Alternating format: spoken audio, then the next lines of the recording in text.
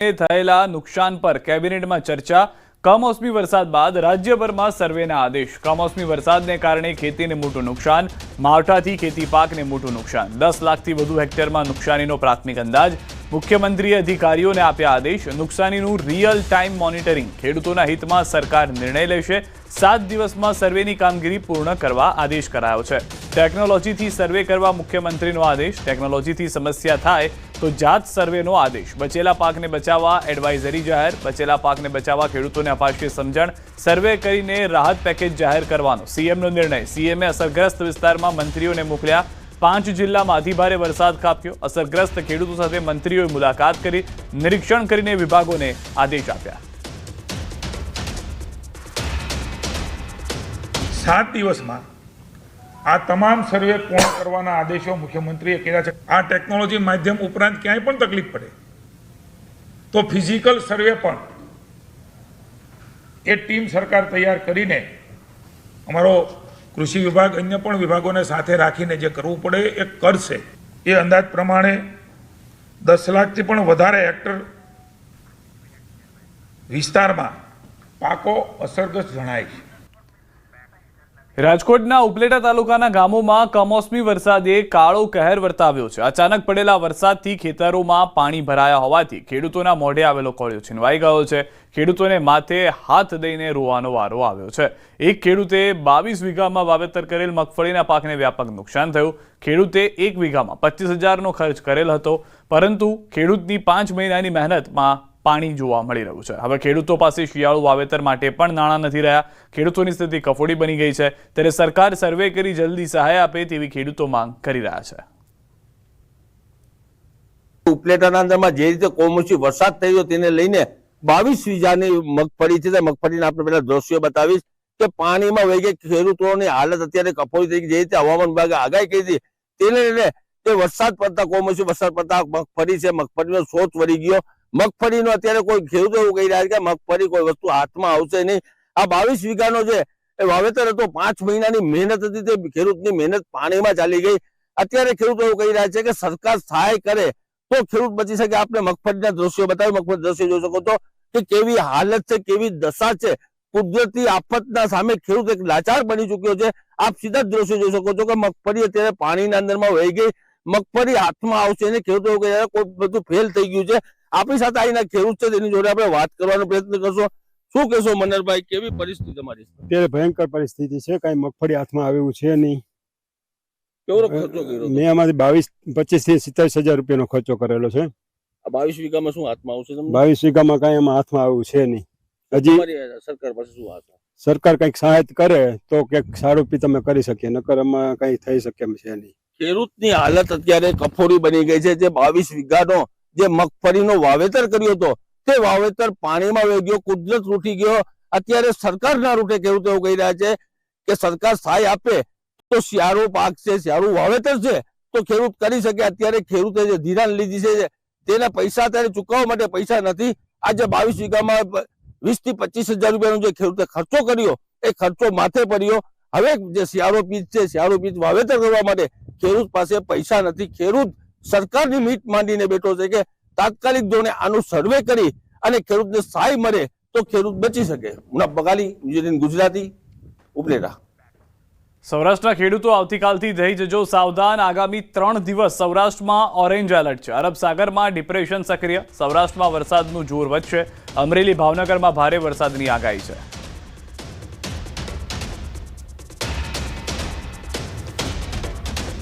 Reason में अगले 4 दिन के लिए आइसोलेटेड प्लेसेस में येलो वार्निंग के साथ हेवी रेनफॉल का वार्निंग दिया गया है।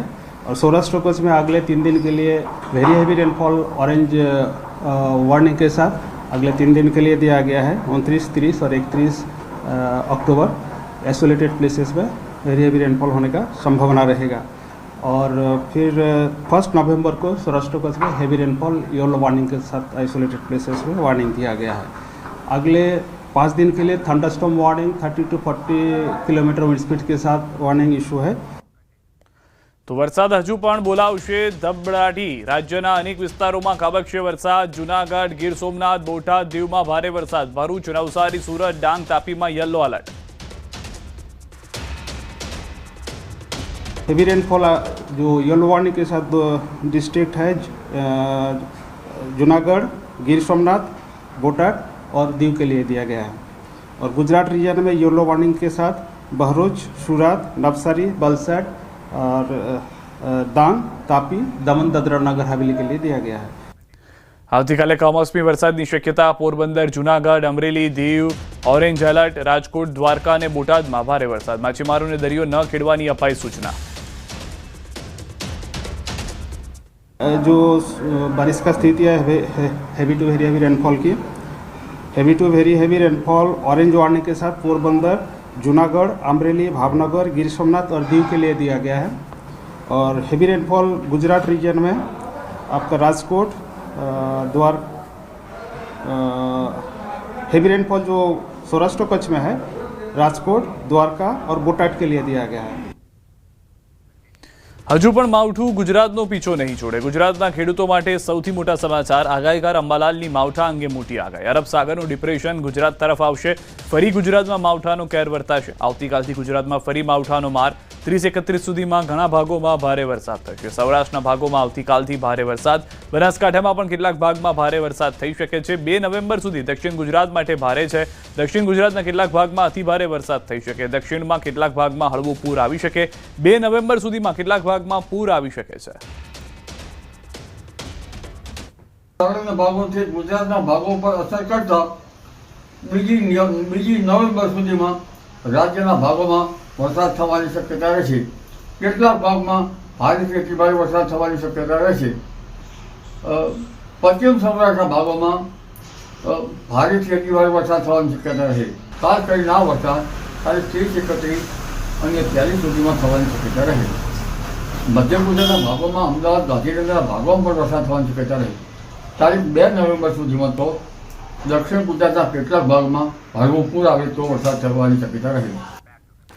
બેદરકારી ભર્યું ડ્રાઇવિંગ, 3 વર્ષની બાળકીને અડફેટે લીધી। અમદાવાદમાં ધ્રુજાવી દીધો અકસ્માત સીસીટીવીમાં કેદ થયો છે। નોબલનગરમાં કાર ચાલકે 3 વર્ષની બાળકીને કચડી, બાળકી કાર નીચે આવી, સદનસીબે બાળકીનો બચાવ થઈ ગયો। શિવ બંગલા પાસે બાળકી કોમન પ્લોટમાં રમતી હતી, સગીર કાર લઈને આવ્યો, બાળકીને અડફેટે લીધી। અવારનવાર કાર ચાલક કિશોર સોસાયટી ગાડી ચલાવી આતંક મચાવતો હોવાનો સ્થાનિકોનો આક્ષેપ છે। બેદરકારી અને ગફલતભરી રીતે ગાડી ચલાવતા ટ્રાફિક જી ડિવિઝન પોલીસે ફરિયાદ નોંધી છે। કાયદાના સંઘર્ષમાં આવેલ કિશોર વિરુદ્ધ સામે કાર્યવાહી થઈ છે। અકસ્માત કરનાર ગાડી નંબર GJ01 WX2171 માલિક ફરજાના બાનુ વિરુદ્ધ કાર્યવાહી કરવામાં આવી છે। માલિક ફરજાના બાનુ વિરુદ્ધ કાર્યવાહીમાં તેમના સંતાન તરફથી આ વ્હીકલ ચલાવવામાં આવતું હતું। જી ટ્રાફિક પોલીસે વધુ તપાસ શરૂ કરી છે। તો દ્રશ્યોમાં પણ આપ જોઈ રહ્યા છો, એક બાળકી ત્યાં આગળ કોમન પ્લોટમાં રમી રહી હતી। એ દરમિયાન કાર ચાલક આવે છે, બાળકીને ખ્યાલ આવે છે કે કાર ચાલક 3 વર્ષની બાળકી છે, તેને ખ્યાલ આવી જાય છે કે કાર ચાલક તેની તરફ આવી રહ્યો છે, બેફામ ગાડી ચલાવીને આવી રહ્યો છે। બાળકી ત્યાંથી પાછું ભાગવાનો પ્રયાસ કરે છે, તેમ છતાં કાર ચાલકની તે અડફેટમાં આવી જાય છે। बच्ची सोसाइटी में खेल रही थी और सोसाइटी में हमारे हर तरीके से सेफ है। बाकी कोई न्यूसेंस पर्सन आके ऐसा करे वो मेरे को नहीं अच्छा लगा। और बाकी जो लड़के ने एक्सीडेंट किया है उसके माँ बाप के ऊपर, उसके ऊपर जो भी पुलिस की जो कानून कार्रवाई होगी वो पूरी तरीके से होनी चाहिए। खेलते खेलते अच्छा, और गाड़ी की स्पीड भी तेज़ थी, उसने जैसे टर्न लिया उसको पता ही नहीं कि आगे कोई खेल रहा है, कोई बच्ची है, उसने पूरी गाड़ी मेरी बेटी पे चढ़ा दी। મારી છોકરીને વધારે સારું છે કે ભાઈ જીવ બચી ગયો છે એનો, બાકી આખી ગાડી ચડીને એને પરથી પસાર થઈ ગઈ છે એવું છે। અને એ અમારી સોસાયટીની ગલીમાં જ થયું છે। મહીસાગરથી સમાચાર। નબીરા શિક્ષક સામે થશે કડક કાર્યવાહી। નબીરા શિક્ષક સામે શિક્ષણ વિભાગ પણ કરશે તપાસ। નશેડીનું લાયસન્સ પણ થઈ શકે રદ। નશામાં ધૂત શિક્ષકે સર્જ્યો હતો અકસ્માત, બાઇક ચાલકને 5 કિલોમીટર સુધી ઢસડ્યો હતો। પોલીસે ધરપકડ કરેલા બંને આરોપી સામે સાપરાધ મનુષ્યવધનો ગુનો દાખલ કર્યો છે। બાઇક પર સવાર સસરા અને જમાઈ મજૂરી કામે હિંમતનગરથી આવતા હતા। આરોપી શિક્ષક વડોદરાના જરોદની પ્રાથમિક શાળાનો શિક્ષક હોવાનું સામે આવ્યું। આ અંગે શિક્ષણ વિભાગ પણ આરોપીની ખાતાકીય તપાસ કરશે। પોલીસે આરોપી કાર ચાલકનું લાયસન્સ રદ કરવા સહિતની કાર્યવાહી હાથ ધરી છે। કાર ચાલક દારૂ ક્યાંથી લાવ્યો તે અંગે પણ તપાસ શરૂ કરાઈ છે। મહત્વનું છે કે ચિક્કાર દારૂ પીને શિક્ષકે કાર હંકારી બાઇક ચાલકને અડફેટે લીધા, જેમાં એકનું મોત થયું છે અને એકની હાલત અત્યંત ગંભીર જણાવવામાં આવી રહી છે।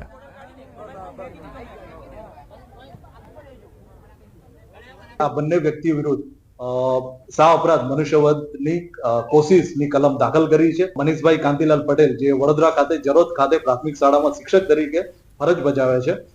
પોલીસે આમનું ડ્રાઇવિંગ લાયસન્સ રદ કરવા માટેની કાર્યવાહી આદરી છે. એના સિવાય શિક્ષણ ડિપાર્ટમેન્ટને પણ લખવામાં આવશે જેથી એમના વિરુદ્ધ ખાતાકીય તપાસ કરવામાં આવે. કારની તપાસ કરતા કારમાં પણ દારૂની એક બોટલ મળી હતી, તો એમણે ક્યાંથી લીધો એ દિશામાં પણ પોલીસ તપાસ કરી રહી છે. છોટાઉદેપુરથી સમાચાર. ખાડિયા કુવા ગામે દીપડાનું આતંક. પશુનું મારણ કરતો વિડીયો વાયરલ. દીપડાએ ઘર નજીક આવીને વાછરડાનું મારણ કર્યું. 2 દિવસ પહેલા ખાડિયા કુવા ગામે બની હતી ઘટના. ગામના એક યુવકે વાછરડાનું મારણ કરતા દીપડાનો વિડીયો વાયરલ થયો. દીપડાની હાજરીથી ગામ લોકોમાં ફફડાટ ફેલાયો છે. લોકો ખેતર જતા પણ ડરી રહ્યા છે. બીજી તરફ દીપડાને પકડવા માટે વન વિભાગે 2 પાંજરા મૂક્યા છે, પરંતુ હજુ સુધી દીપડો સકંજામાં આવ્યો નથી. વડોદરાથી સમાચાર. અટલાદરા વિસ્તારમાં પડ્યો છે ભૂવો. અનુરાગ સોસાયટીના ગેટ પાસે પડ્યો છે ભૂવો. સ્થાનિકોને અવરજવર કરવામાં મુશ્કેલી. પાલિકાએ માત્ર બેરિકેડ મૂકીને માન્યો સંતોષ.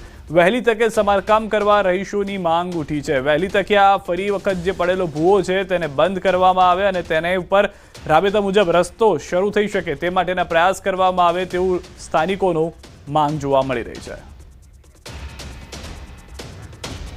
ગૃહિણીઓનું બજેટ ખોરવાશે. તહેવારોની સિઝન બાદ વધ્યા છે તેલના ભાવ. ગૃહિણીઓ માટે માઠા સમાચાર આવ્યા છે. દિવાળી બાદ તુરંત સિંગ તેલ સહિતના ખાદ્ય તેલના ભાવમાં તેજીનો તરખાટ જોવા મળ્યો છે.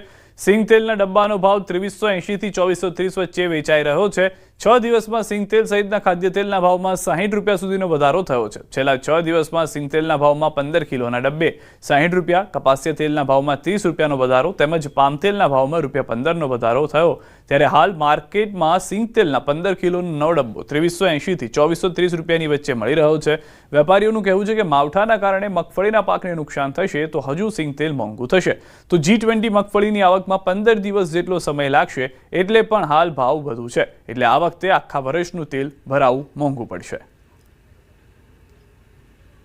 મગફળીનું વેચાણ બંધ થઈ જતા અને અત્યારે યાર્ડની અંદર જે ખેડૂતોની મગફળી આવી રહી છે એ અત્યારે બજાર ભાવે મળી રહી હોવાને કારણે એ મગફળીનું ખાદ્ય તેલનું પિલાણ કરવામાં આવે તો એ અત્યારે જે ભાવ સિંગ તેલના ચાલી રહ્યા છે એ જ ભાવની અંદર પડતર થઈ રહ્યું છે. એટલે આગામી સમયની અંદર પણ સિંગ તેલના ભાવ ઘટી જાય એવી શક્યતાઓ મને એકદમ ઓછી દેખાઈ રહી છે. 4-5 દિવસથી સૌરાષ્ટ્રમાં માવઠાની અસર છે, તો માવઠાને હિસાબે કાચા માલોની આવકો ઓછી છે અને લાસ્ટ વીક છે તો દિવાળીના તહેવારોના હિસાબે યાર્ડો બંધ હતા, તો એ કારણોસર અત્યારે ભાવ વધારો આવેલો છે. રાજ્યમાં નવા મંત્રીમંડળનું વિસ્તરણ થયું છતાં જૂના મંત્રીઓનો દબદબો યથાવત છે. રાજ્યભરમાં અનેક સ્થળ પર લાગેલા પોસ્ટરમાં હજુ પણ જૂના મંત્રીઓના ફોટા જોવા મળ્યા. સરકારી યોજનાઓની માહિતી સાથે જૂના મંત્રીઓનો ફોટોવાળા બેનર્સ જોવા મળ્યા. તો જૂના મંત્રીના પોસ્ટર ન બદલાતા ચર્ચાએ પણ જોર પકડ્યું છે.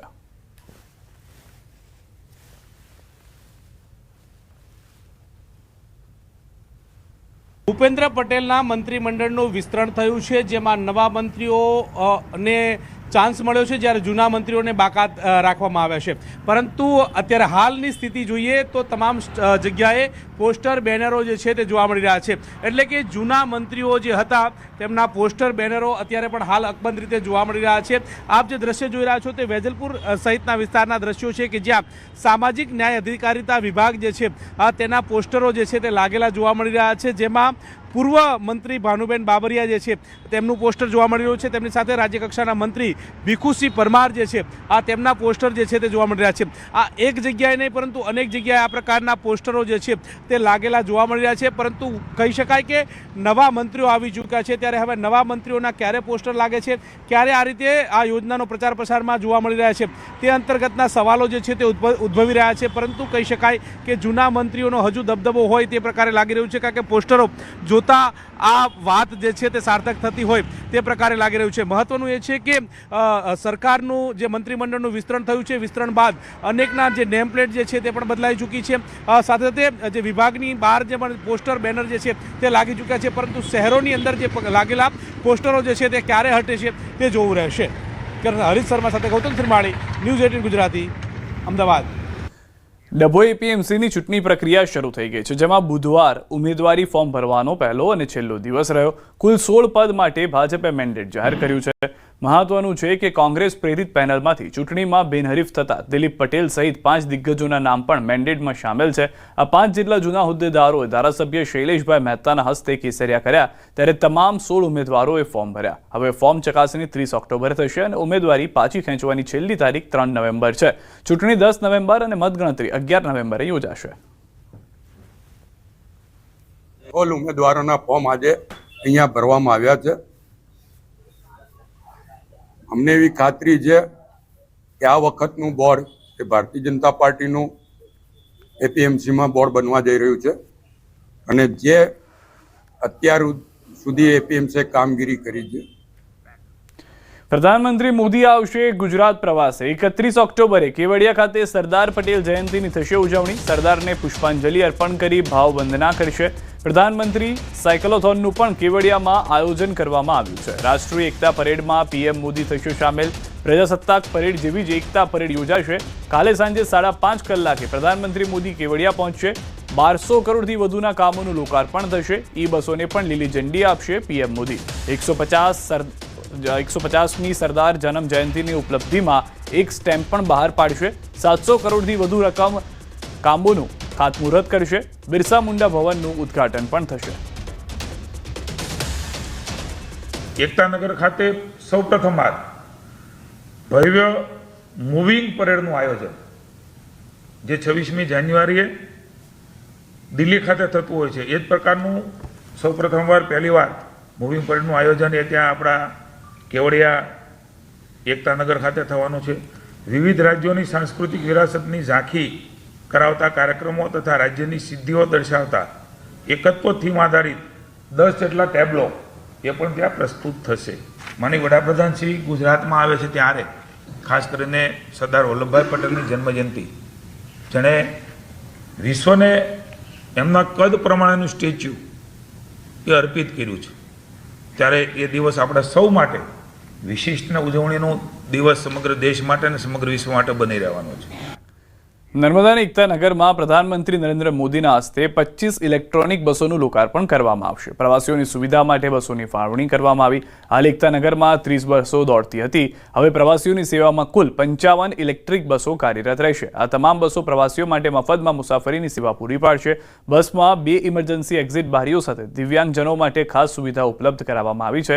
મહિલાઓ માટે અલગથી 4 પિંક બેઠક તૈયાર કરવામાં આવી છે, જેથી તેઓ સુરક્ષિત અને આરામદાયક રીતે મુસાફરી કરી શકે. 31મી ઓક્ટોબરે પ્રજાસત્તાક દિવસ પરેડની પેટર્ન પર એકતાનગરમાં ભવ્ય પરેડ યોજાશે. વિવિધ રાજ્યોની સાંસ્કૃતિક ઝાંખી, ભવ્ય પરેડ, ટેબ્લોઝ, લાઇટિંગ શો અને સંગીતમય કાર્યક્રમો સાથે અનુકૂળ દ્રશ્ય સર્જાશે, જેનું ફાઇનલ રિહર્સલ કરવામાં આવ્યું હતું. આ પરેડમાં BSF, CISF, ITBP, CRPF, SSB સહિત 16 કન્ટિન્જન્ટ્સ જોડાશે. ઓપરેશન સિંદૂરના બીએસએફના 16 પદક વિજેતા અને સીઆરપીએફના 5 શૌર્ય ચક્ર વિજેતા જવાનો પણ ખુલ્લી જીપ્સીમાં ભાગ લેશે. પરેડનું નેતૃત્વ હેરાલ્ડિંગ ટીમના 100 સભ્યો કરશે, જ્યારે 9 બેન્ડ કન્ટિન્જન્ટ્સ અને 4 સ્કૂલ બેન્ડ પણ પરેડમાં સંગીતમય સુરાવલીઓ રેલાવશે. बहुत अच्छा लग रहा है और सब जो फीमेल कमांडर्स आई हुई है वो सब लोग बढ़िया कर रहे हैं. अच्छा लग रहा है कि हमें ये मौका मिला है. તો અત્યારના જે પરેડ છે તેના રિહર્સલના દ્રશ્યો અમે આપને બતાવી રહ્યા છે. પ્રધાનમંત્રી 5:30 વાગ્યાના સાંજના સમયે 30 તારીખે તેઓ નર્મદા પહોંચશે, ત્યારે તેઓ અન્ય ખાતમુહૂર્ત અને લોકાર્પણના કાર્યોને પણ ખુલ્લા મૂકશે. ત્યારબાદ સૌથી વધારે મહત્વની વાત, 31મી તારીખ 150મી સરદાર પટેલ જયંતિના નિમિત્તે અનેક પરેડ અલગ અલગ વિવિધ વિભાગો તરફથી પરેડમાં ભાગ લેવામાં આવશે. 26મી જાન્યુઆરી પ્રજાસત્તાક દિવસ પ્રમાણે દિલ્હીમાં જ્યારે પરેડ થતી હોય છે અને જેવી રીતે ત્યાં માહોલ જોવા મળતો હોય છે, તેવો જ માહોલ હવે એકતાનગરમાં પણ જોવા મળે તે માટેના પ્રયાસ કરવામાં આવી રહ્યા છે. અને આ દ્રશ્યો સ્પષ્ટ કહી રહ્યા છે કે કઈ રીતની તૈયારીઓ જે છે તે ચાલી રહી છે. હાલમાં જે દ્રશ્યો છે તે રિહર્સલના છે, જે રિહર્સલ કરવામાં આવી રહી છે. પ્રધાનમંત્રી ખુદ હાજર રહેવાના છે, તો તેઓની સામે જ આ પરેડનું શરૂઆત કરવામાં આવશે.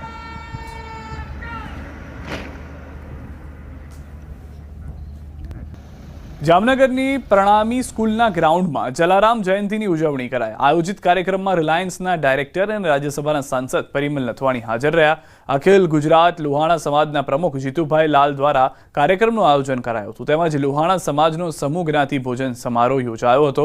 આ ઉપરાંત જ્ઞાતિજનો માટે થેલેસેમિયા ટેસ્ટ કેમ્પનું પણ આયોજન કરાયું હતું. જલારામ જયંતિ પ્રસંગે શુભેચ્છા આપતા પરિમલભાઈ નથવાણીએ જણાવ્યું હતું કે જલારામ બાપા પૂજનીય, વડીલ અને ભગવાન હતા અને લુહાણા સમાજની જલારામ બાપાના આદર્શો સાથે એક ને એક બનાવો હાંકલ કરી હતી. દ્રશ્યો પણ આપ જોઈ રહ્યા છો. મોટી સંખ્યામાં અન્ય અગ્રણીઓ પણ ઉપસ્થિત રહ્યા હતા. પરિમલભાઈ નથવાણી પણ તેઓ સાથે વાતચીત કરતા, પરામર્શ કરતા જોવા મળી રહ્યા છે. ત્યાં આગળ જે પ્રસાદ હતો તે પણ તેઓએ આરોગ્યો હતો. જલારામ બાપા પૂજનીય, વડીલ અને ભગવાન હતા તેવું પણ તેમના તરફથી નિવેદન આપવામાં આવ્યું હતું. બીજી તરફ જે જ્ઞાતિજનો છે તેઓના થેલેસેમિયા ટેસ્ટ કેમ્પનું આયોજન કરવામાં આવ્યું હતું. જલારામ મંદિરની જે મહિમા છે એ સૌને પ્રેરિત કરે છે કે આપણી એકતા કેવી હોવી જોઈએ, જલારામ કેવી રીતે બધાને ભેગા રાખવા જોઈએ. તો આજના માટે આપણા બહુ સારામાં સારો દિવસ છે અને એ પ્રસંગે હું અત્યારે અહીંયા ઉપસ્થિત રહ્યો છું.